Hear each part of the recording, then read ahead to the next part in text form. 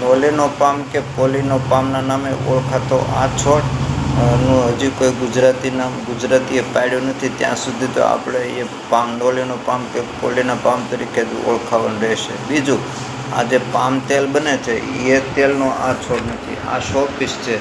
ઘેરે દેખાવ માટે રાખવા માટે આ શોપીસ છે. બીજું, આના પાન ખૂબ લાંબા હોય છે અને એનો દેખાવ ખૂબ સરસ આવે છે.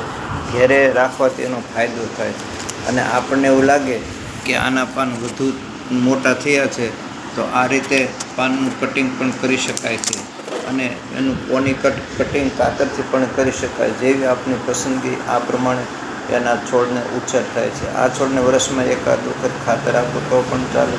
ઓછો સૂર્યપ્રકાશ કે વધુ સૂર્યપ્રકાશની એને જરૂર રહેતી નથી. પાણી ઓછું આપો તો પણ ચાલે.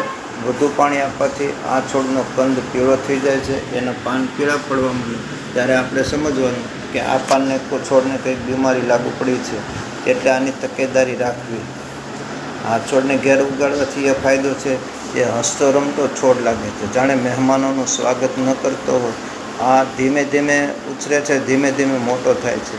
એમ આ છોડ ખૂબ સરસ છે, શોભાયમાન છે અને નયનરમ્ય છે. કનુભાઈ દુધરેજીયા, રાજુલા.